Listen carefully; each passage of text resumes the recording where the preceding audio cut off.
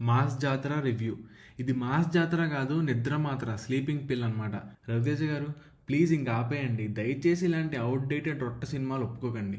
ఇలాగే ఉంటే ఇంకా ఆడియన్స్ మీ సినిమాలకి రావాలన్నా ఆలోచించే పొజిషన్ వచ్చేస్తుందండి. సినిమా మొత్తం వరస్ట్గా ఏం లేదండి, అంటే మరి కొంచెం వరస్ట్గా ఉందని అడుగుతారు. చూద్దాం. స్టోరీ చూసుకుంటే విలన్ గాంజా స్మగ్లింగ్ చేసుకుంటూ ఉంటాడు. ఇప్పుడు సలార్లో లాగా ఇక్కడ కూడా వీడికి ఒక సీల్ ఉంటుంది, అది చూస్తే వీడిని ఎవ్వడో ఆపలేడు అని కొంచెం బిల్డప్ ఇస్తారు. సో వీడిని ఆపడానికి రవితేజ వీళ్ళు ట్రాన్స్ఫర్ వస్తాడు. ఇంకా తర్వాత అంతా మీకు తెలిసిన రొటీన్ టెంప్లెటే, ట్విస్టులు లాంటివి అయితే ఏముండవు.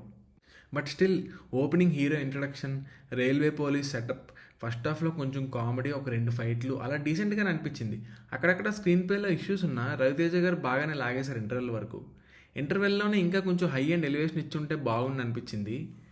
బేసికల్లీ ఫస్ట్ హాఫ్ మొత్తం రవితేజ గారు క్యారీ చేస్తారండి సినిమాని. ఎక్కడైనా సినిమా రవితేజ గారిని లేపేలా ఉండాలి, బట్ ఇక్కడ రవితేజ గారే సినిమాని లేపినట్టు ఉంటుంది. ఇంకా సెకండ్ హాఫ్కి వచ్చేసరికి జెండు బాములు బయట తీయాలన్నమాట. ఎప్పుడు కాపాడలేడు మనల్ని. ల్యాగ్ మీద ల్యాగ్. చిన్న సినిమా అండి, 2 hours 24 minutes అయినా సరే ఒక 3 గంటలు కూర్చున్నట్టు అనిపిస్తుంది.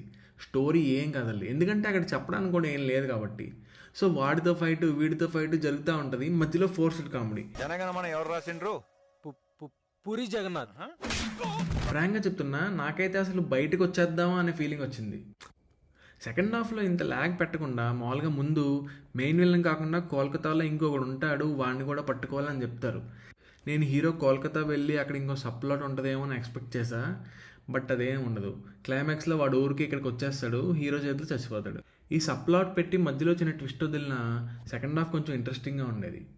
సినిమాలో రవితేజ గారు తప్ప మిగతా క్యారెక్టర్స్ అందరూ వేస్టెడ్ అనిపించింది నాకైతే. విలన్ క్యారెక్టర్ అసలు పవర్ఫుల్గానే లేదు, వాడు ఏదో పిల్లబచ్చాలా ఉంటాడు అంతే.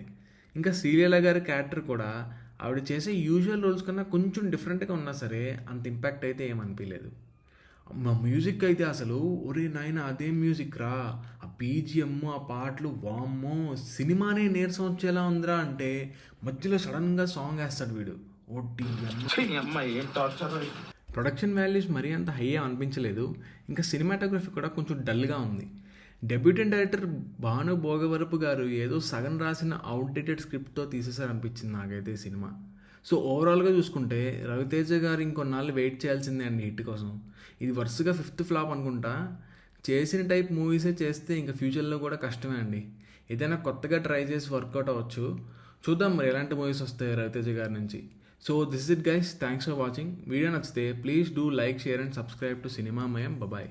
నేను వచ్చినాక ఒకటే జోన్, వార్ జోన్.